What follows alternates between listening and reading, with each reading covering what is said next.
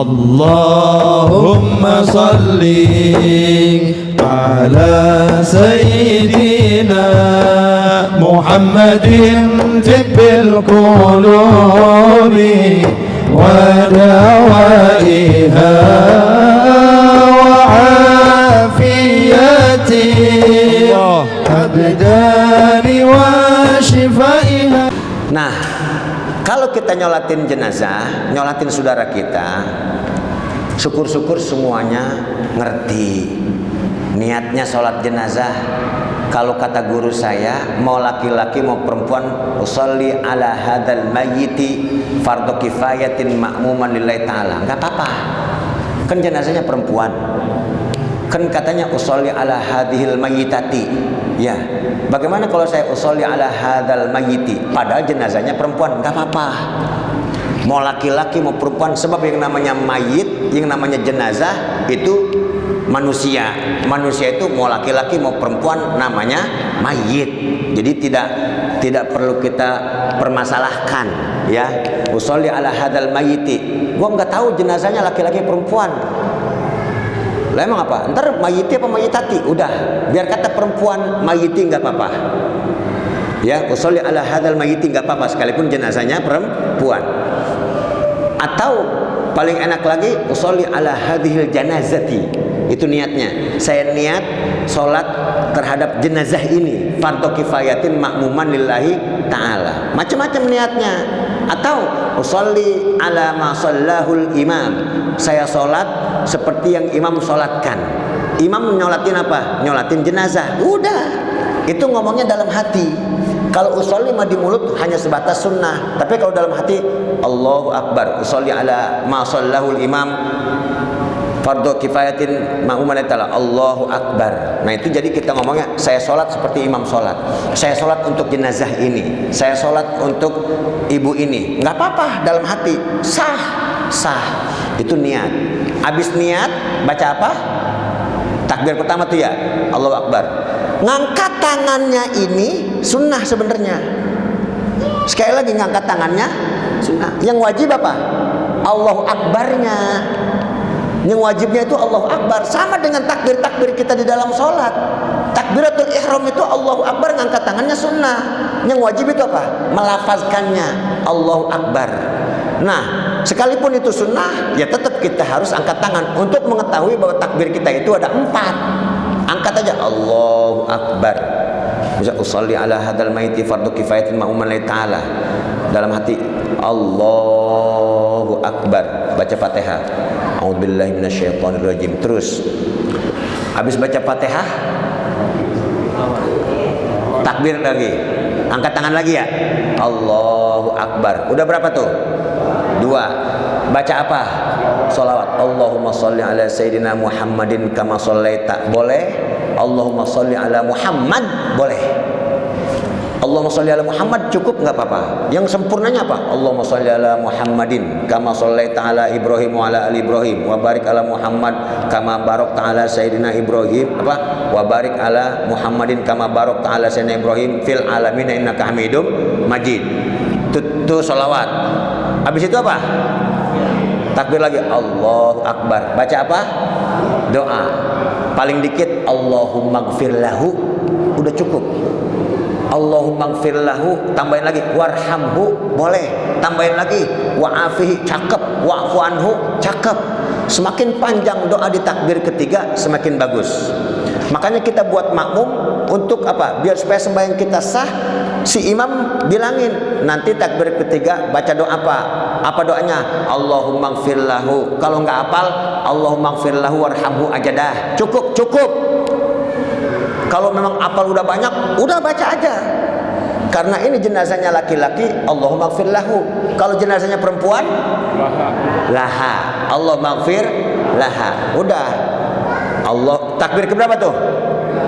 Takbir ketiga. Beres doa kita, kan ada tuh banyak. Allahumma inna hadza abduka wa ibnu abdaika kharaja min rauhid dunya wa sa'atiha. Itu doa panjangnya. Allahumma in kana muhsinan fazid fi ihsani wa in kana musian fatajawaz an sayyiati. Terus Allahumma jafil ardu an janbaihi. Allahumma ij'al qabrahu rawdatan min riyadil jinan wa la taj'al qabrahu hufratan min fariniron. Itu takbir, itu doa di takbir ke berapa? Doa di takbir ketiga. Di takbir ketiga itu. Nanti habis selesai takbir ketiga, Allahu Akbar.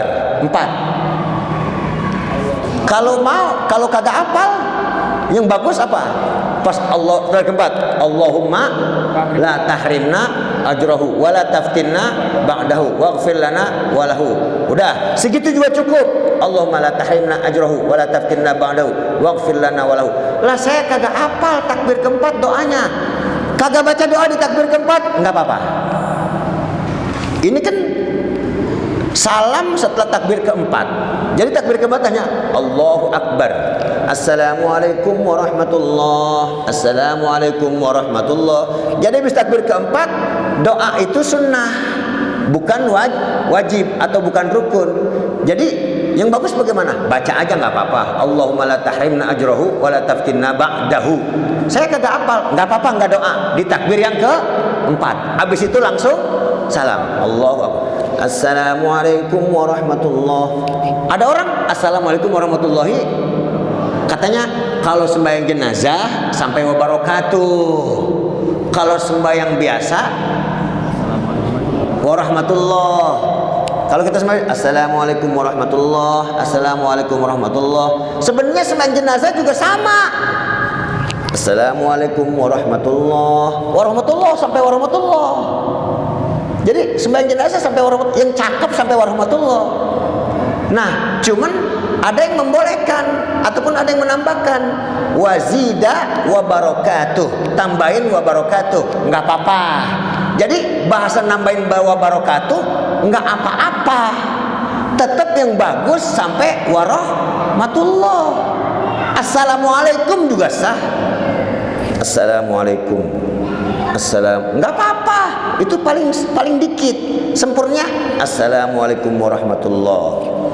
Kalau pakai wabarakatuh kagak apa-apa. Artinya kagak apa-apa, ya nggak apa-apa. Tapi tetap yang bagus apa? Sampai warahmatullah. Kenapa saya bilang kagak apa-apa di sembahyang jenazah tambahin wabarakatuh?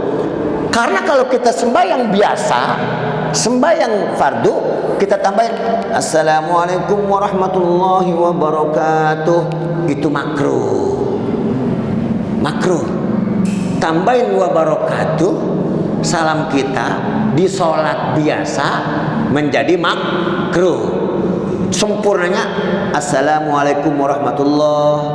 Beda kalau mazhab yang lain sih sebetulnya. Kalau mazhab Abu Hanifah wallahu a'lam bishawab, kalau mazhab Abu Hanifah justru sampai wabarakatuh. Tapi kalau mazhab Imam Syafi'i sampai warahmatullah. Jelas? Jadi jangan kita berisik. Wah, imam kagak hidup. Mengapa kagak hidup? Masa salam sholat jenazah Assalamualaikum warahmatullah doang.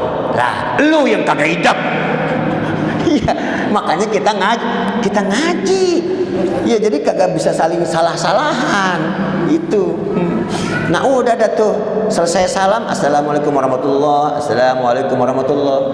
Yang cakep buat makmum, takbirnya jangan kenceng-kenceng. Kan misalnya ada 100 orang jamaah, cukup aja imam Allahu Akbar. Nah, kita Allahu Akbar, segitu aja. Ini bukan kadang-kadang Allahu Akbar, Allahu Akbar, Allah. Udah pelan-pelan aja takbirnya. Kebanyakan kenceng apa empel? Iya, makmum.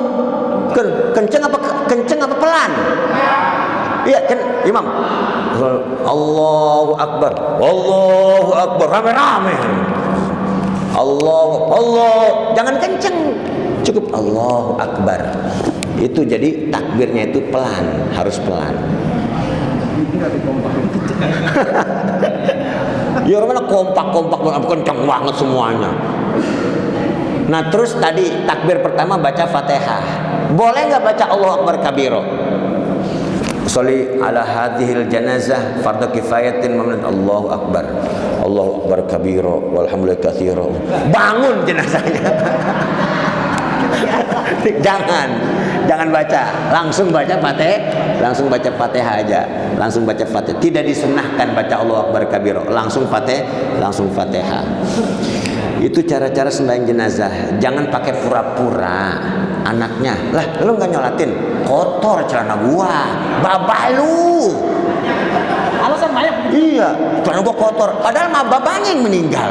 Anaknya gak, sok, bah sholat, ganti kain. Kan babanya tahu anaknya nyolatin, emaknya tahu anaknya nyolatin. Artinya tahu, dikasih tahu sama Allah. Tapi ketika udah dimau sholatin, kan si jenazah disolatin begitu, nyari anak gua mana, nyari dia anak gua mana tuh, itu aja udah berasa sakit dia. Gua kagak disolatin, percaya nggak? Kan ada jenazah. Kalau kalian membawa jenazah itu orang soleh, wa in kanat solehatan faqalu qaddimuni. Berarti kan ngomong, kalau jenazah itu orang soleh, maka dia pengen buru-buru dibawa ke kubur. Qaddimuni, cepetan. Tapi kalau jenazah itu wa in kanat ghairu solihatin, kalau jenazahnya orang tidak soleh, woi mau dibawa kemana gua? Woi mau kemana? Tuh begitu ngomong, dia ngomong gitu. Iya. Iya. Dia kebingungan mau kemana woi? Jangan, itu kalau orang yang kagak soleh. Tapi kalau orang yang soleh, buru-buru diurus, minta buru-buru diurus. Itu masya Allah, banyak urusan-urusan sholat jenazah yang harus kita lakukan. Artinya yang kita harus tahu, anak nyolatin kudu sholatin babanya, cucu juga sholatin engkongnya, istri sholatin suami sholatin istrinya. Kalau istri nggak usah, di rumah aja. Itu aturan-aturan istri yang ditinggal mati oleh suami. Ketika suaminya meninggal di semayaman, kakinya tetap sunnahnya ya, tetap sunnahnya sebelum dikubur. Kalau kita namanya kita lagi ngelayat, ya usahakan kakinya tetap ngadep kiblat, palanya ngadep ngadep ngetan, usahakan kalau bisa. Nah itu bininya, kan suaminya meninggal, bininya jangan jongkot di situ, jangan nongkrong di situ, ke kamar, masuk di dalam kamar. Lantar teman-temannya perempuan pada pengen lihat, lah perempuannya aja masuk ke kamar. Jadi jangan kelihatan tuh perempuan si bini di samping jenazah laki-laki. Kalau bininya kagak cakep, kalau bininya cakep lah, waduh, wah, gua tungguin nih, coba itu. Yang lain. Hah? Iya, yang takziah lelaki kagak mau pulang.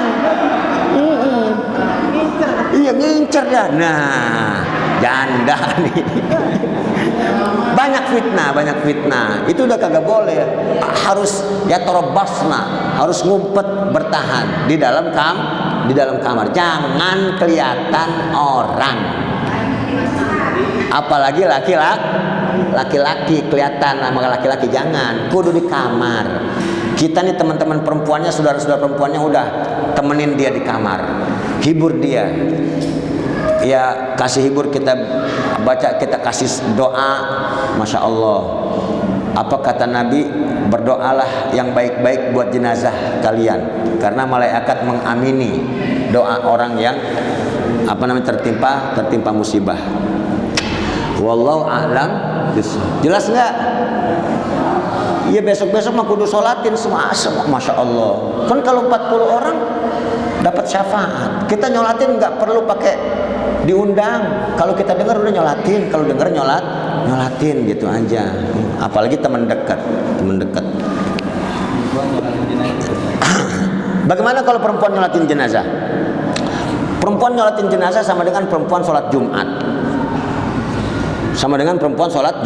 Artinya apa? Boleh sholat jenazah kalau jenazahnya itu udah disolatin sama laki-laki.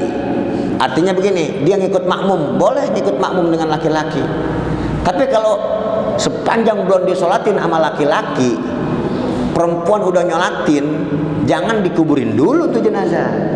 Karena laki-laki belum pada nyolatin. Sah sih sholatnya, sholat jenazahnya sah.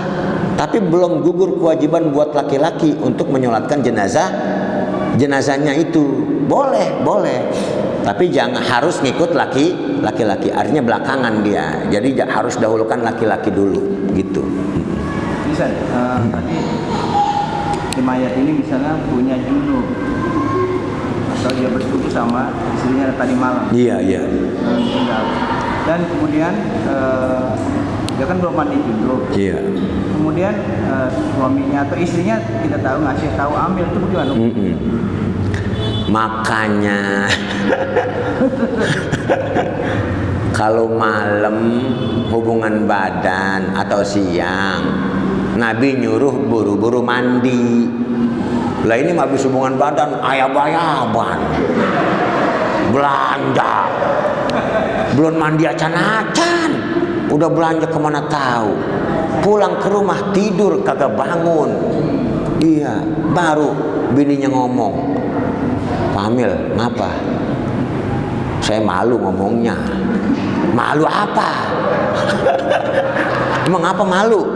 Semalam ngapa? Iya, sampai sekarang belum mandi tuh. Coba itu. Ya Allah, punya utang dia sama Allah. Menghadap Allah dalam posisi kotor dia. Sekalipun yang mandiin jenazah adalah si Amil. Bagaimana mandiinnya? Ya tetap bilangin, ya Ustadz, ini semalam belum mandi sama saya. Belum mandi udah mati duluan. Coba buru-buru mandi. Jadi kita kagak punya hutang sama Allah. Nah, itu dimandiin sama si Bagaimana cara mandiinnya? Apa kudu niat 2 kali? Apa cukup niat sekali? Cukup niat sekali aja. Niat sekali memandikan jenazah. Insya Allah gugur mandi janabahnya. Karena mandi jenazah dengan mandi janabah sama bentuknya dan sama prosesnya. Tapi emang kudu dibilangin juga sama bininya ataupun sama suaminya, bilangin semalam habis hubungan badan, belum mandi, bagaimana ini ya? Ya udah beres.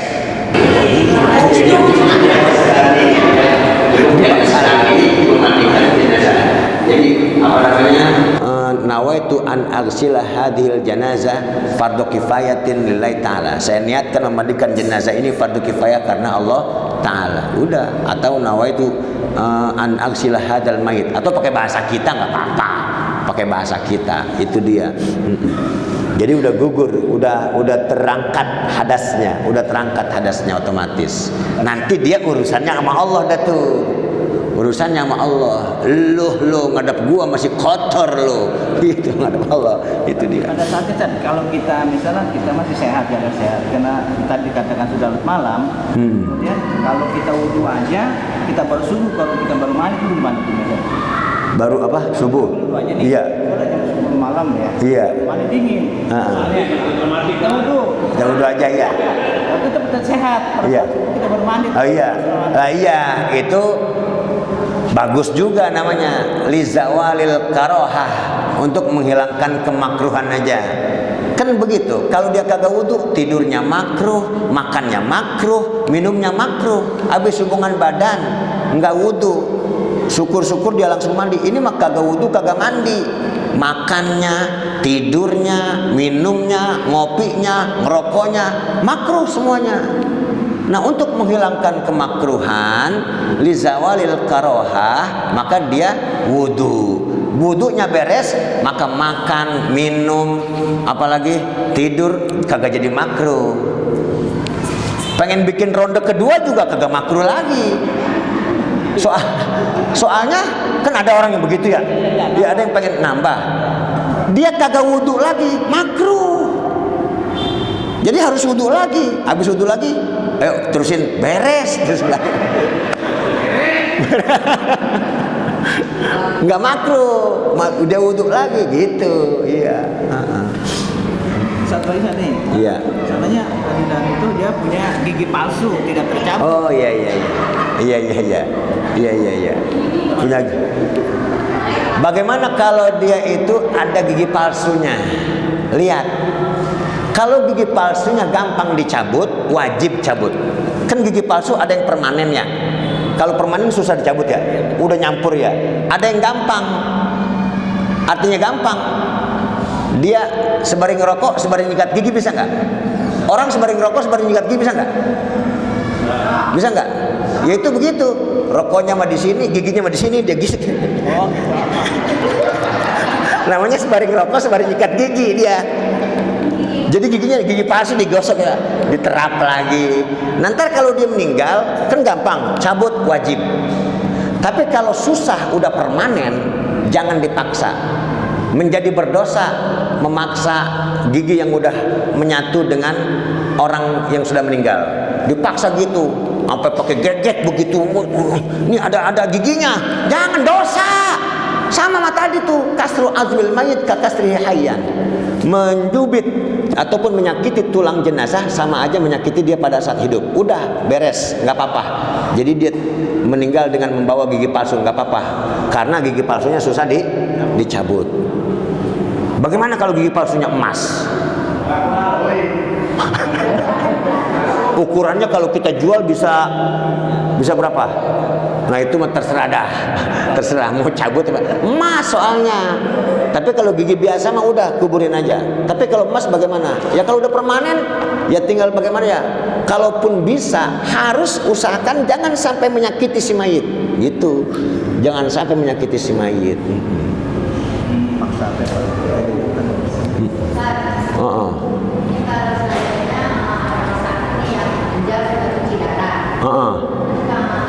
Bolong kan itu ya, jadinya.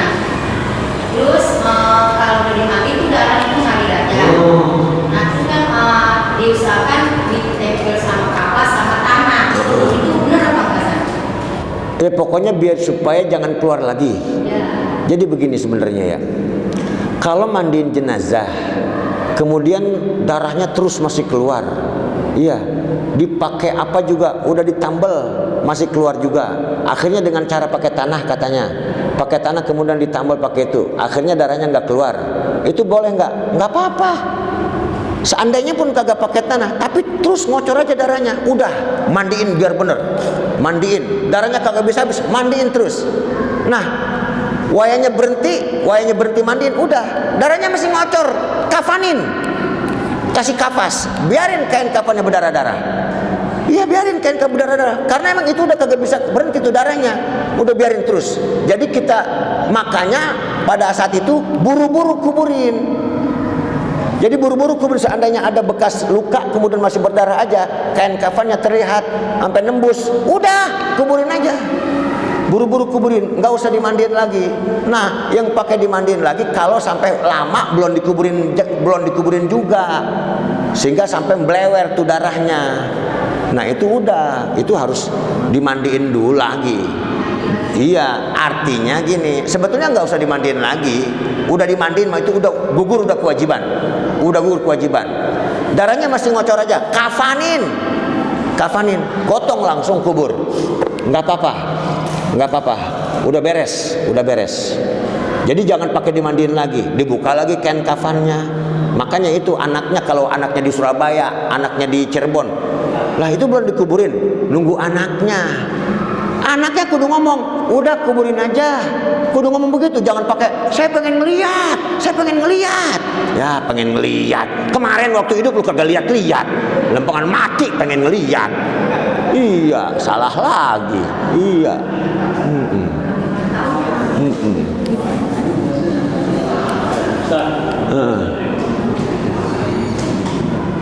Jadi salah kaitnya jenazah itu kan tempat mandikan, mandi, kuburkan. Iya. Nah, ketika kita menguburkan mayit, biasanya kita kan suka ada ajaran istiqomah. Oh iya. Iya. Pertanyaannya, sementara saya itu kan tidak ada. Kedua juga setelah mayit itu dikuburkan, di kita ini ada talqin kan? Iya. Itu dua pertanyaan. Satu lagi yang lanjutan. Kalau kita punya hukum, itu mayit jenazah dia sudah dikubur, kita sudah diotopsi. Nah itu hukumnya di mana? Kalau ya ini emang masih banyak perdebatan tentang ngazanin dan ngomatin orang yang sudah, ya orang yang dikubur. Ya emang jadi begini, hukumnya boleh, tidak sunnah. Boleh. Kenapa boleh? Karena di antara ulama mazhab Syafi'i yang bernama Imam Subki juga membolehkan adzan di apa? Adzan di dalam kubur. Kenapa? Dikiaskan ketika dia lahir.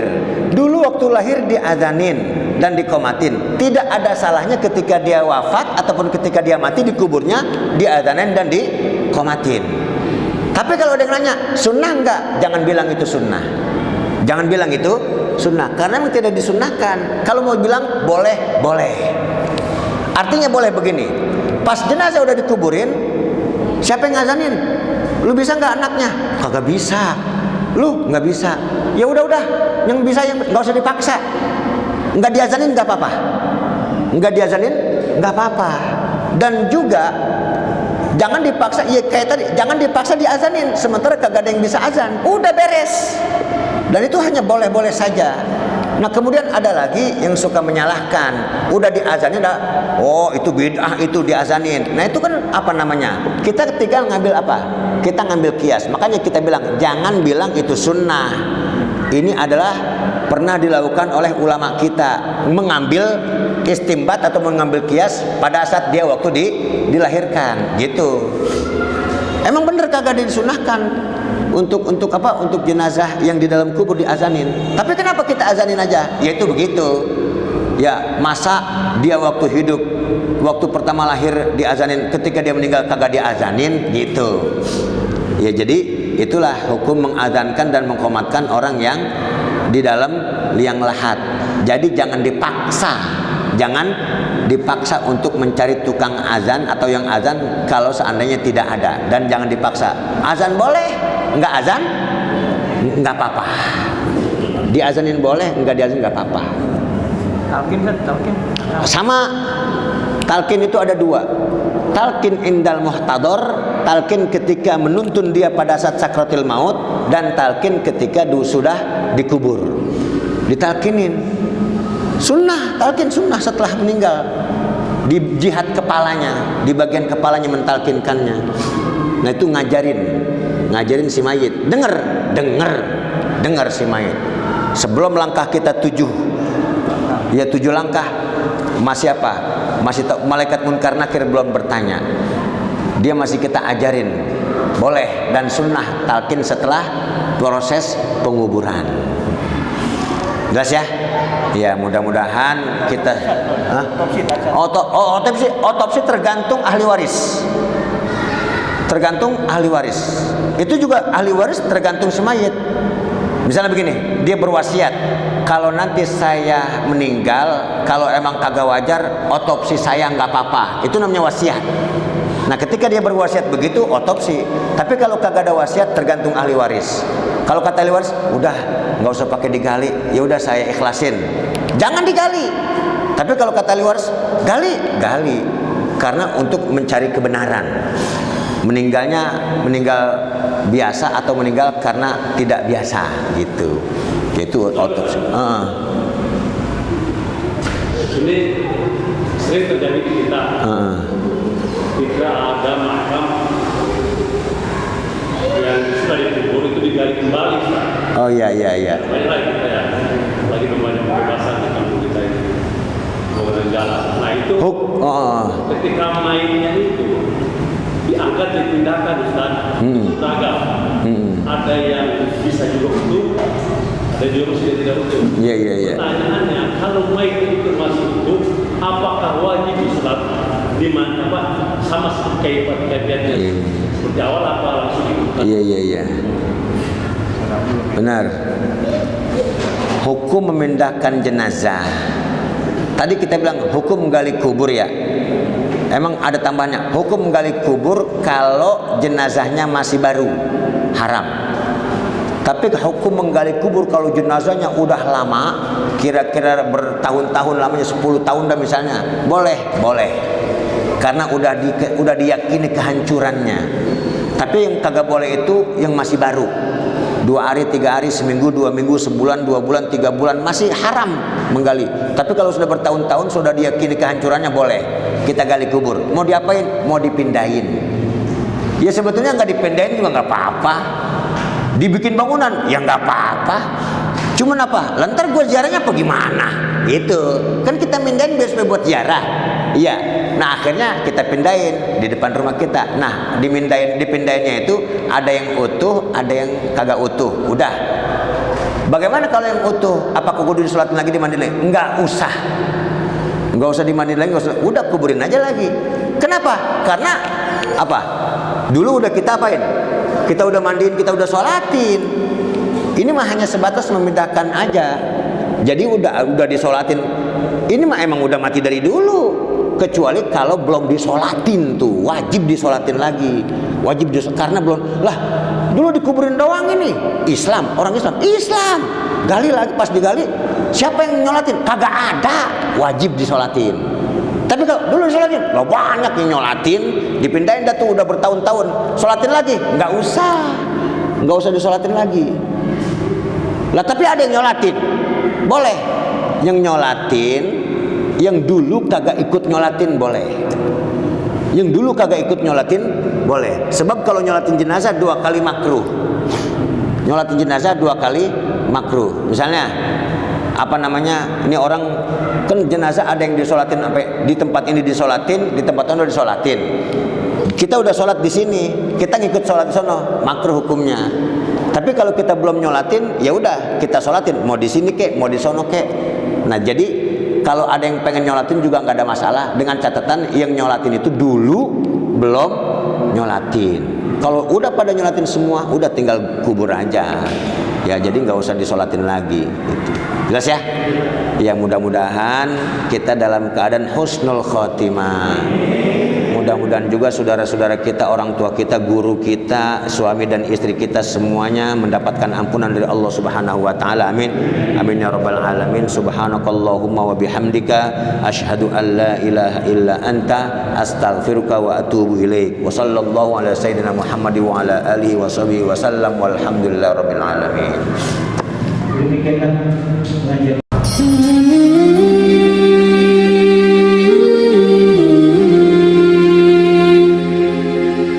Mm-hmm.